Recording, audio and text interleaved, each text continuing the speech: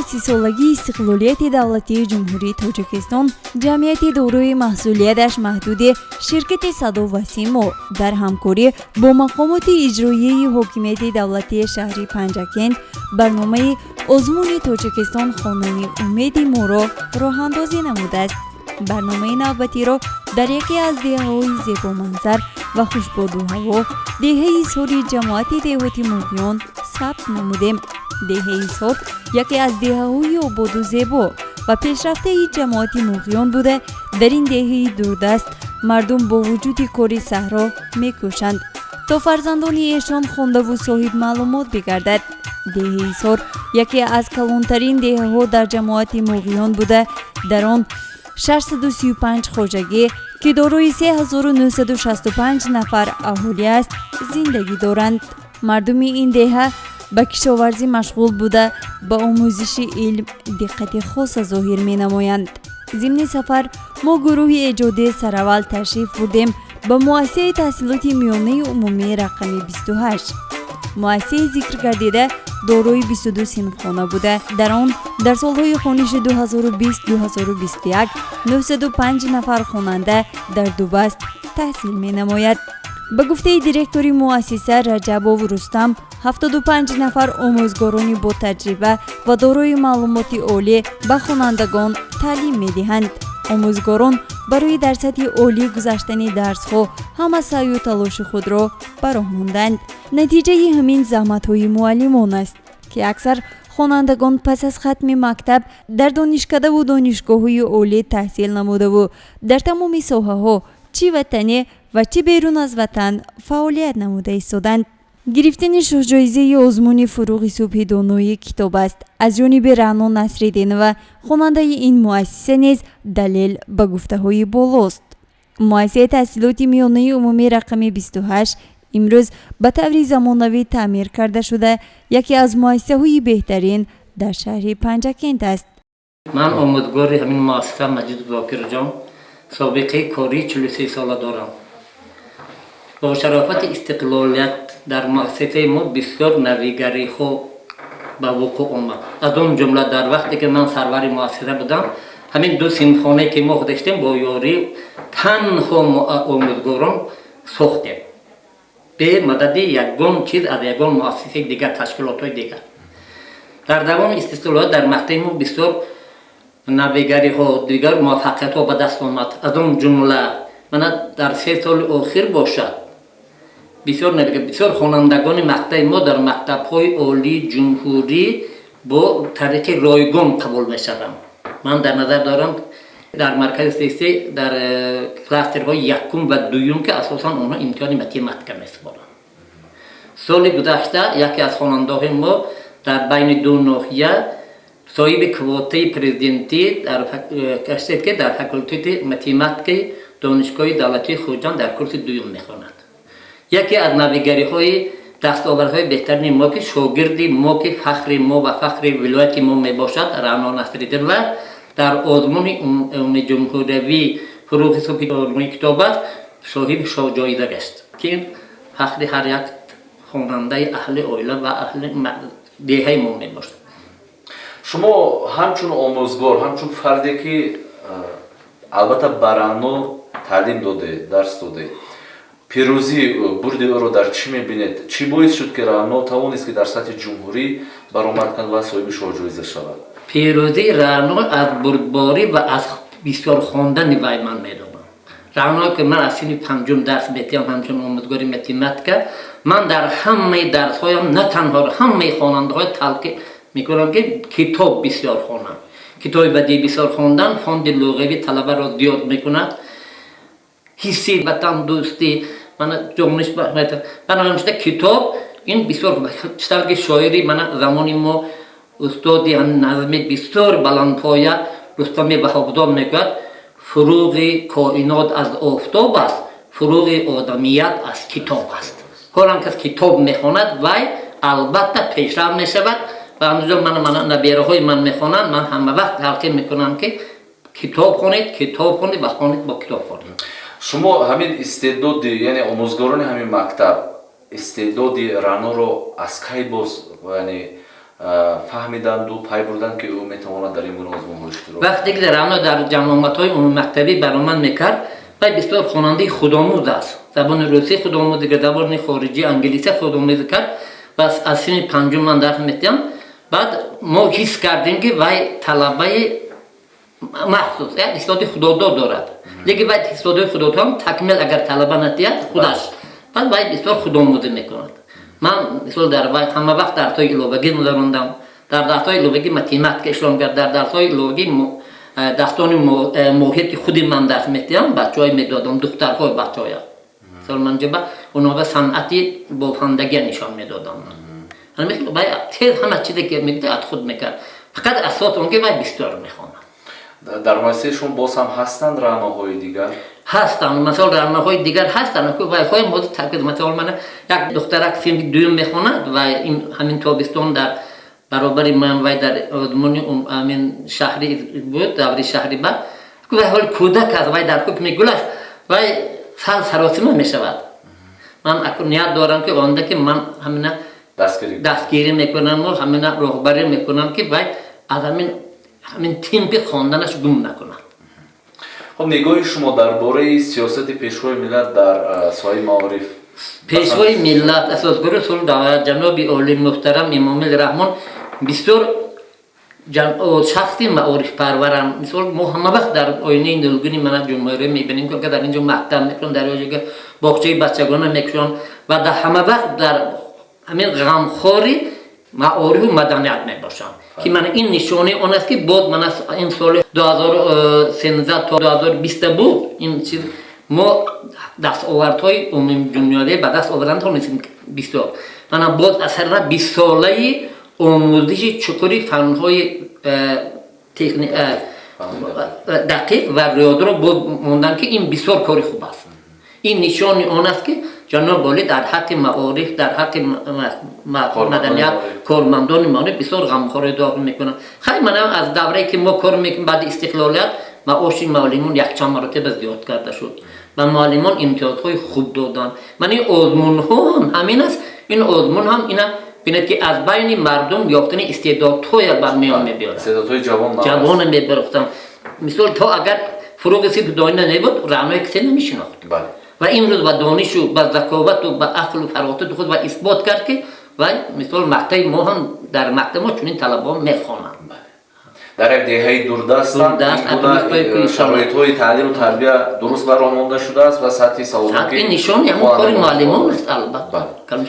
مثلا من وقتی که در واخوری جمهوری که در آنجا در آن بودم برآمد کردم و گفتم که جناب که معرفی شرط نیست ما میدونیم دوستت میداریم تو گردن و شعر خوان و وقتی که شعر استاد فردانه خوان بسیار خوب گوش کردم و ببینید که جناب عالی برای یک خواننده مکتب و وزیر معارف در اصل دستگاه گفتم که حساب بگیرید که این آینده برای ببینید که طلب مردمان ما اینتلیجنسی ما طرز شعر خواندن و طرز گفتار را یاد گیرند.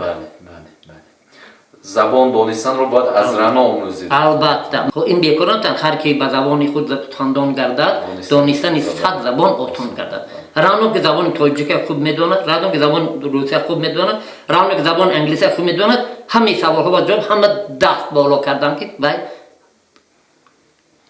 ارزنده است و وقتی که مدیر کاتری زبان‌های خارجی دانشگاه ملی سوال با زبان انگلیسی که وای دو ادبیات با زبان انگلیسی مقایسه کرد همه تندان که وای میدونن رانا میتواند. аслан деҳа бо ташаббуси соҳибкорон ва кӯмаки сокинон обод гардидааст. яке аз чунин соҳибкори муваффақ насриддинов салим мебошад ки оромгоҳи деҳаро обод намуда атрофи онро девор кардааст. ҳамчунин ду пули деҳа низ бо иқдоми соҳибкорон ва ҳашарҳои дастаҷамъии мардуми заҳматкаш таъмир гардиданд. деҳаи сор дорои маркази саломатӣ буда дар он 9 ҳамшира ба аҳолӣ хизмат менамоянд. من استویلا زرینه دیرکتری مرکز سلامتی دهه سار می باشم. مرکز سلامتی دهه سار داروی 5 حجره و داروی 13 نفر کارمندان می باشد. 8 نفر کارمندان میانه تیب، 1 نفر داروی دکتر اویلوی و 2 نفر کارمندان خردی تیب мебошанд. Маркази саломати деҳаи Сор барои қариб зиёда аз 3800 нафар аҳолӣ ҳамин минтақаи деҳаи Сор хизматрасонии худро мерасонад. Хизматрасонӣ мутахассисони маркази саломати деҳаи Сор рӯз ба рӯз дар давоми истиқлолият хубтар ва беҳтар шуда истодааст. Маркази саломати деҳаи Сор аз соати 8 то соати 5 бегоҳ барои тамоми мардуми деҳаи Сор хизмат мерасонанд. раванди иммунизация чӣ гуна аст дар маркази шумо? Чанд фисад иҷро кардед? раванди иммунизация рӯз ба рӯз нисбати солҳои пештара беҳтар ва хубтар шуда истодааст. мана чӣ хеле ки дида истодед, ҳозир марҳилаи дуюми ваксинатсияи зидди COVID-19 рафта истодааст. мо нисбатан ба солҳои пештара, нисбатан ба рӯзҳои пештара оиди иммунизация мардум беҳтару бештар ба иммунизация фаро гирифта шуда истоданд. қариб мо 700 нафар мардумро аз синни 18 сола боло барои гирифтани иммунизация бар зидди бемории COVID-19 ва дар марҳилаи якум фарогирӣ намудем. бо мана марҳилаи дуюмаш ҳам қариб 150 нафарро иммунизация гузаронидем. иммунизация нағз рафта истодааст. то ба ҳол ягон нафар шикоят аз иммунизация накардааст. ягон хел аксуламалҳои вай дида нашудааст. нохуб дида нашудааст. хуб, ин марҳилаи аввал чанд фисадро ташкил мекунад аз шумораи умумии аҳолие ки бояд иммунизация гиранд? ва марҳилаи дуюм чанд фисад? шумораи аҳолие ки мо бояд иммунизация мекардем 1766 нафарро ташкил медод. аз инҳо мо занҳои ҳомиладорро фарогир накардем. аз ин шумора 360 нафарашон ба дигар минтақаҳо ба Россия берун аз марз кӯчида рафтанд. мо нисбати дигар ва ё мардумро мондагиша чӣ карем, иммунизация гузаронидем. дар деҳаи Сор зиёд мағозаҳои замонавӣ дар хизмати халқ аст ва аҳолӣ аз тарзи хизматрасонии фурӯшандагон ризоянд. яке аз чунин мағозаи соҳибкор Нақибов Нур Муҳаммад мебошад. худ нигаред ба наворҳо ва шоҳид бошед. من رجب مهرافروز من همین مغازه را با بخشیده به 30 سالگی وطن عزیزمان جمهوری تاجیکستان برای ساکنان دهه سار ساخته و استفاده دادیم و البته با وجود خودمان برای هم دهگانمان برای دسترسی من خوراکواری به استفاده دادیم و در آینده نقشه است که من بیرون را برای مغازه لحته‌واری پوشاک استفاده می‌دهیم. با تشبث جناب عالی محترم پرزیدنتمان امام علی رحمان برای دستگیری و غمخوری‌های آن کس که چنین دولت آباد، آزاد و همچنین ما می‌توانیم که هر قدری که مثلا امکانیت داریم آزادانه و در دولت ما که زندگانی می‌کنیم همین خیلی چیزا برای آبادی وطن ما سهم می‌گذاریم. البته چی طوری قید نمودیم در دهه سور اویله‌های با معرفت زیاد بوده برای علم و موزه و کسب از خودکنی فرزندان همیشه در تلاشند. یکی از چنین اویله‌های نمونه‌ای اویله نصرالدینوف قادربردی میباشد. او در اویله 4 نفر فرزند را به وای رسانیده است که هر یکی از ایشان برای رشد جامعه سهم گذارند.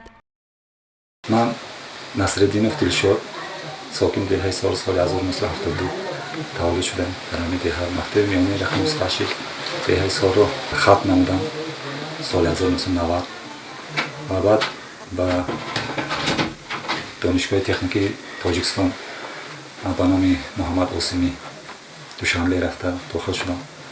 اون رو سال 1995 ختم نمودم و تا حال در همین ساحه خودم کار کردم. سال 1994 اولیدار شدم با ابوالهیبه مطربه و حاضر صاحب 4 فرزند. با شکر خدا من سال گذشته صاحب کلینم شدیم. خب سبب یکجا شدن شما و همسرتون کی و چی بود؟ یعنی شما با انتخاب خودتون اولیدار شدید و با انتخاب پدر و مادر؟ هم در دوره ما اصلش پدر و مادر بودم. با روزگی پدر و مادر البته خیلی تا پسر نمی پرسیدن که ما همین کسا کلین کنیم یا نه رفته خواستگاری نمی کردم. вақте ки мана пурсидам, албатта ман як писари якта будам. Албатта розӣ мешудам ки касие ки кунанд ки хизмати падару модари мана кунанд. яъне бо розиги албатта худи ман шуд. бо розиги худатон. пеш аз он ки падару модаратон аз шумо пурсон шаванд ки масалан фалонеро мо ба ту келин мекунем, шумо оё ҳамсаратонро хуб мешинохтед, медонистед, дар бораашо маълумот доштед ё дида будед меёна? бале дар мактаб меёна як ҷо як мактаб хон таҳсил. яъне маълум мешавад ки худи шумо ҳам теги чашм карда будед. то бед акнун аз зиндагии гузаштаи волидонатон камакар қисса кунед. шумо оилае ки ба дунё омадед чӣ гуна оила буд? масалан доир ба зиндагии оилавии падару модаратон чӣ гуфта метавонед? Чӣ гуна инсон буданд? Чӣ гуна зиндагӣ мекарданд? камака ёдоварӣ кунед аз забони ҷавонон. дар оилаи омӯзгор ба дунё омадам. падарамам омӯзгор буданд, модарамам омӯзгор буданд. дар оилае ки фақат илм буду маърифат буд. дар ин оила ман ба дунё омадам.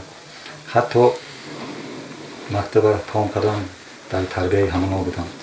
пурра мисол дастгирӣ мекардам, ҳар як камбудӣ ки аз мактаб ман меовардам ё чӣ мекардам, ёрдам мекардам. албатта омӯзгор ки будам, ин баъде ки бо донишгоҳ рафтам, бо баъд оиладор шудам, аллакай қисми оиладорӣ ба бисёр аёл мекардам. бисёр сахт роҳнамоӣ мекардам. бисёр шахси сахтгир буданд. ман то вақти маргашона ягон маротиба пешашон ба калима ҳамтур рост карда гап зада наметонистам. сиёсат доштам. ё агар ягон гапи мегуфтагӣ чиам бошад, агар ба воситаи модарам мегуфтам ки ба падарам ягон маротиба ҷанг намекардам, намезадам. не ки сиёсаташон буд, гаашон буд, не хел инсоне буданд ки не ки фақат роҳҳои некӣ ба мерафтанд. моям ҳидоят мекардам ки роҳи нек ба қадами мондагитон бояд некӣ бошад. як касба то тавонед ёрӣ диҳед. ҳамин тарбия то ба ҳол омадаги мо ба. яъне ин шиори зиндагии шумо ҳам шудааст. шиори зиндагии мо албатта. хуб, шумо аз зиндагии оилавии падару модаратон чиро масалан бештар дар хотири худ ҷой додед? масалан ҳар як фарзанд баъзе аз сухан ва рафтори падару модари худро ҳамеша дар зеҳни худ ҷой медиҳад. вақт аз оне ба коре мехоҳад даст занад, ҳама вақт ҳамон амал ё бигем ҳамон сухани волидонашро ба хотир меоварад. шумо аз зиндагии волидонатон ҳамин гуна хотирот доред ки масалан ҳаргоҳ ки як ҳолати ногувор шояд пеш меояд ё ягон мушкилӣ, масалан ҳамон хислат ё рафтор ё гуфтори волидони худро ба ёд оварда аз ҳамон мушкилӣ бо сари баланд гузашта бошад. ҳамин гуна хотирае доред аз падару модар? масалан аз амалҳояшон, аз суханҳояшон чӣ дар хотири шумо боқӣ мондааст ки ҳамеша дар зеҳни шумо яъне ин чиз ҳаст, пайваста ба ёд меоред? падарам бисёр шахси сахтгир будам ва ростқавл. баъд он чизе ки ваъда медодам ва буд мекардам. рафта ҳамин кора буд кара меомадам. ҳамин чиз дар ман ҳаст. ман мисол ҳамин чиза фаҳи худ кардам ки ман куҷое ки равам, мисол як кора як касба ваъда медиҳам, рафта ҳамон кора буд мекунам ва ҳамон роҳи росте ки ҳамон кас нишон додам, мисол ҳамон роҳ намебарам то ба ҳол набаромадам. ҳарчи ки падар карданд, ҳарчи гуфтанд, шумо давомдиҳандаи роҳи ҳамон кас ҳастед ва пайваста мехоҳед ки ба монанди ҳамон кас як шахси мӯътабар бошед. хуб, гуфтед ки падаратон сахтгир буданд. умуман дар тарбияи фарзанд сахтгир буданд? ҳамон кас мактаб ба директор буданд, чандин мактабҳо ё ба ҳамон талабаи мактабам вай мекарданд. сиёсат доштанд ё ҷанг сахт буд. не ягон маротиба ягон қиса ҷанг кара як муш задагӣ нестам. фақат сиёсаташон буд. ҳамин сол мумкин. худи шумо кадом роҳро барои тарбияти фарзандон интихоб кардед? дар оилаҳо ду роҳи тарбият вуҷуд дорад. дар аксар оилаҳо ки яке сахтгир ҳастанд, дигаре нарм. яъне нафарони ҳар яке аз ин оилаҳо вобаста ба роҳи тарбияте ки ба роҳ монданд боз нуқтаи назари худро доранд. оилаҳое ки сахтгир ҳастанд мегӯянд ки агарчи ба фарзанд бо нармӣ рафтор кунӣ, фарзанд ноздона мешавад ё ба қавли маъмулӣ бигем эрка мешавад. аммо нафароне ки нарм рафтор мекунанд бо фарзандонашон мегӯянд ки бо сахтӣ дили фарзанд монанди санг сахт мешавад ва онҳо дигар дидаашон сахт мешаваду дигар туро гӯш карда наметавонанд. як фарзанди золим, як фарди золим дар ҷомеа тарбият мешавад дар оянда агарчи сахтгирӣ кунӣ. шумо ба кадоме аз ин роҳ эътиқод ва ё эътимод доред? худи шумо аз кадом роҳ истифода мекунед барои тарбияти фарзандон? барои тарбият ман ҳам сахтгирам ҳам суст.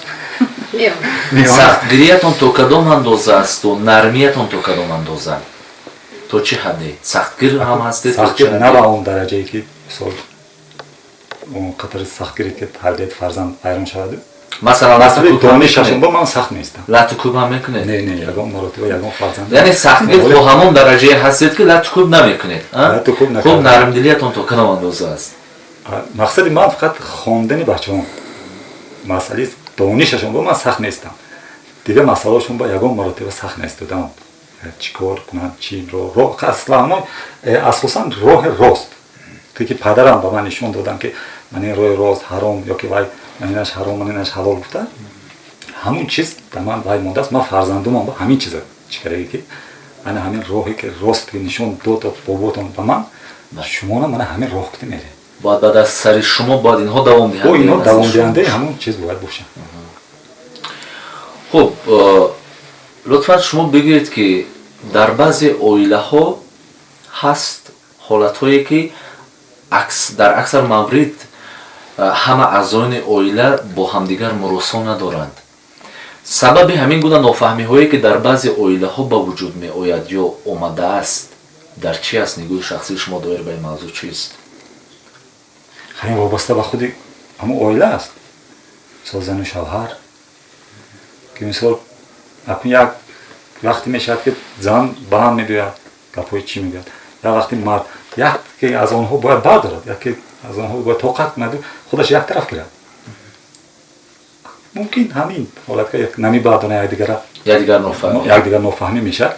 айнчанд мумкин вайроншавии оилаҳо ба хуб худи шумо албатта зиндагии оилавӣ бекамбудӣ ё норасоӣ ё проблема намешавад. дар ҳоле ки дар оилаи шумо ягон мушкилӣ сар мезанад онро чӣ гуна ҳаллу фасл мекунед? масалан бо оромӣ ё ин ки бо баҳсу мунозира чӣ гуна? албатта бо оромӣ бо ҳамсар бо оромӣ албатта як масъалае ки пайдо мешавад бо оромӣ ҳал мекунед. бо тундӣ масъала ҳал намешавад. албатта бо оромӣ. аз нигоҳи шумо нақши як мард барои пешбурди оилаи солим аз чӣ иборат аст? то чӣ андоза мард таъсиргузор аст ба зиндагии оилавӣ на танҳо худаш балки фарзандонаш? зиндагӣ аслаш бо маслиҳати оила ба пеш мерад.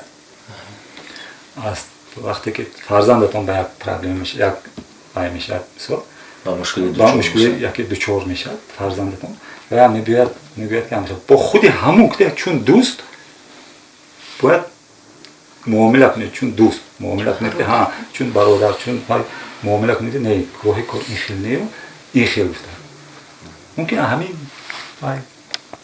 яъне нақши мард аз ҳамин иборат аст ки бояд ба фарзандони худ ҳамеша маслиҳатдеҳ бошад. албатта маслиҳатдеҳ бошад. ҳам ба фарзандони худ нақш ҳамчун фарзанд балки ҳамчун дӯст ҳамчун бародар рафтору вай кунад.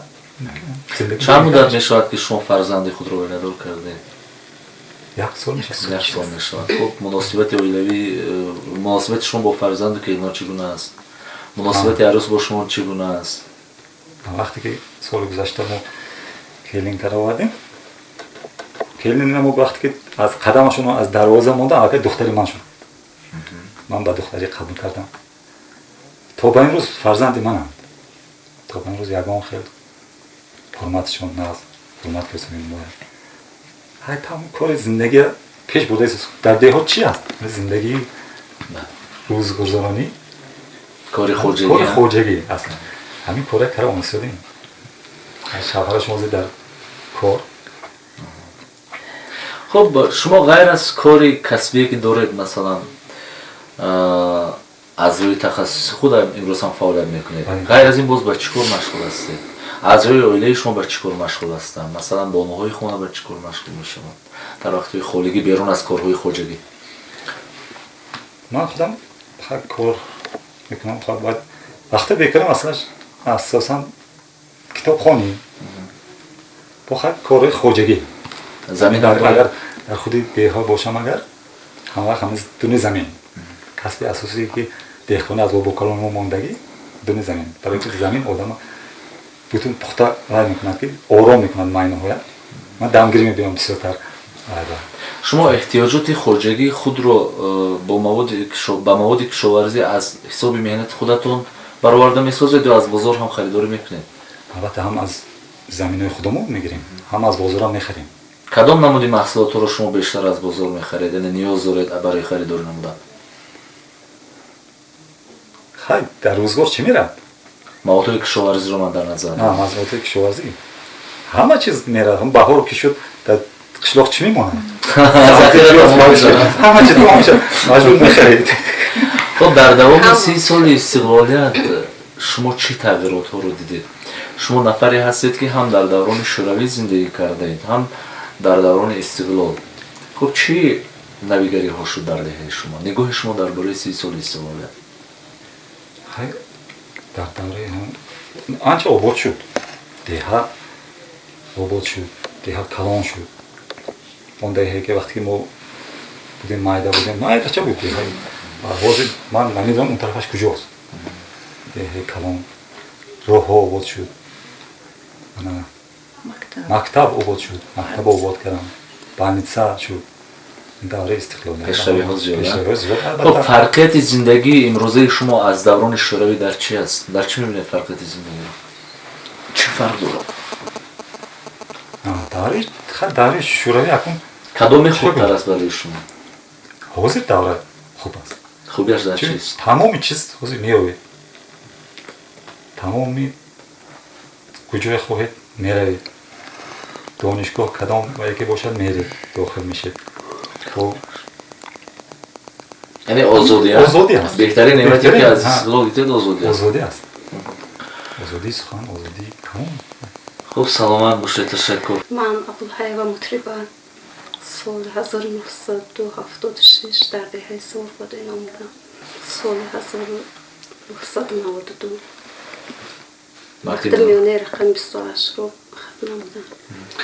خب شما از دوران نو اویله‌دار شدنتان کمی قصه کنید. زمانی که شما با این اویله به حیث کلین آمدید آیا از عهده انجام همه کارها برآمده میتوانستید؟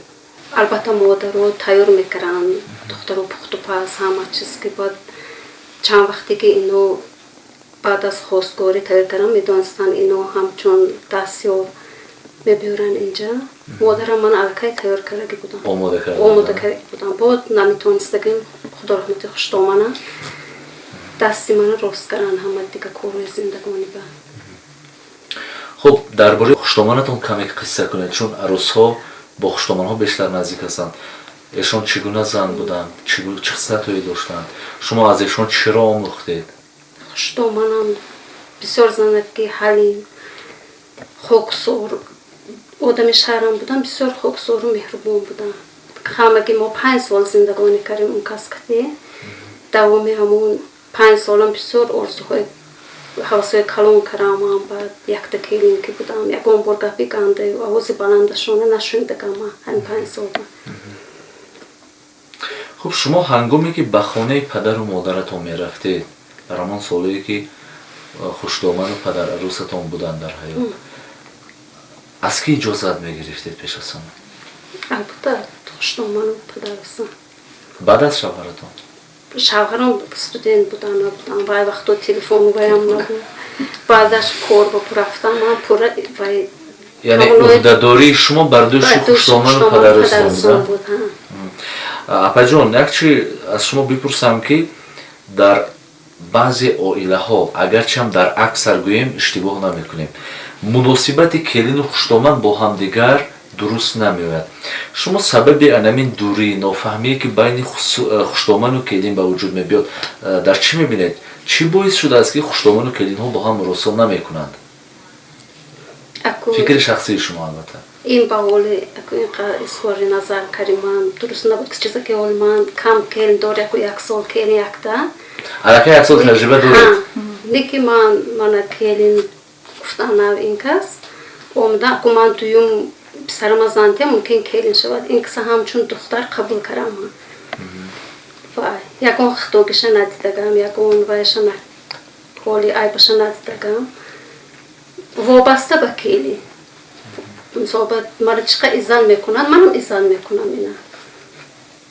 یعنی شما گفتن هستید که اینجا بیشتر عروسان باید هم مواظب رفتارتون باشن و سرشون خم کنن عزت خوشدامن و پدروز بجنن گپ گوش کن شوان گپ درو شوان همش خوب میشه همش خوب میشه. خب سلامت باشید تشکر زیاد. نصرالدینوف عبدالعزیز تولدم 1947 ما مکتبی 7 ساله بود اون وقتها 7 ساله یعنی حصار برام لنینگراد بود تمام کرده بعد با موقعیان مکتبی 8 اونجا وقتی ما رفتم بعد رایون کالخوزجان بود مکتبی نمره 2 بود دومی مکتبی میانه در کالخوزجان در ساحه معرفی کالخوزجان بود همونجا رفتیم و سال از اونش یکوین مراتبه در تاریخ سر ما صنف 11 رو خواندیم. وقتی یعنی شما صنف 11 تمام کردید؟ صنف 11 یکوین مراتب تاریخ سر بعد 11 تشکیل شد. وقتی ما نهم میخواندیم 11 ساله تشکیل شد. از ما بودگی پیش یک سال صنف دهم تمام کردن یک سال در تمام اسسر مکتبی صنف دهم یک سه تمام نکرده است. همه جو هرچی در تمام اسسر در تمام اسسر همین خیلی بود صنف 10 بود 11 تشکیل شد 3 سال صنف 11 شد سال سیوم 2 سال بعد از ما سال سیوم هم دو صنف 10 تمام کرد و هم صنف 11 انا کریزیس مکتب عالی از همونجا سر شد چون که دو ویپسک شد هم صنف 10 هم صنف 11 انا بعد انا مکتب‌های عالی با روبرو کریزیس شده پارالل شد از همونجا بعد از وای باز چند سال گذشت باز صنف 10 برگشتن با بعد از وای با 11 برگشتن خلاصه که در سیستم معارف یکم انا راه اساسی بالانس درست به وجود نامده اصلا خیلی بعد از صنف 11 رو تمام کردن انا من با انستیتوت پداگوژی شهر لنینگراد رفتم به نام کیروف بود اونجا سال 1969 تمام کردم با برگشتم به همون با مکتبی رقم بعد 8 شد اینجا رایون ها بر هم خورد یک در رایون عینی پنجیکت کالخوزجان همیشه شد با عینی جدا شد و پنجیکت کالخوزجان بعد همین فیلم ما با همون مکتبی 8 با صفت معلم در همونجا کار کردم و تا نفقت برآمده نگم در همون مکتب ها در 3 مکتبی موقعان کار کردم یک کمک که مکتب سوربم درمان کشیدم یک کمتر این مکتب سورم بودم باز برگشتم به همون مکتبی رقم 8 13 سال هم معلم و هم در کالخوز هم کاتب کالخوز و هم مدیر شعبه نفقه شروع کار کردم وقتی کالخوز رو جدا شد همین کالخوز کار کردم بعد خیلی بعد از پنسیه برآمدن هم نکشم با نفقه برآمدیم هم کالخوز و هم مکتب و هم کرد و خانشین بودیم و کاری خواهی کرد. کمی درباره اویلتون معلومات دید. اویله مثلا اومده اکو که هاتون ما از پدر و مادر 3 تا پسر بودیم 3 تا پسر و 3 تا دختر بودیم خیلی همه‌شان فوت دیدن یگانه ماندگی یک خودی من هستم من در همین اویله که حالا دلشاد زندگی کردیم در همین جا کلان شدم من خانه پدریتون هستن؟ خانه پدریم ها مادرم بودن مادرم هم من باری پر بودن لیکن من کلان کردگی ینگی مادری دلشاد همچون مادر به من خدمت کردم تا مردگیشون مادر حساب میکردن و بنابر همینم اینا من اینجا حاضر اکا گفتن شما فرخست نکردید تا حالا همین همه دادرزاده هم خواهرزاده هم من اکا میگویند چون که از همه خوردی من بودم اویلا این بود برنامه نوبتی آزمون تاجیکستان خانه امید ما از دهه سوری جماعت دهاتی موقعیان. باز دیدیم ما باشد از دیگر دهه های این جماعت ادامه دارد.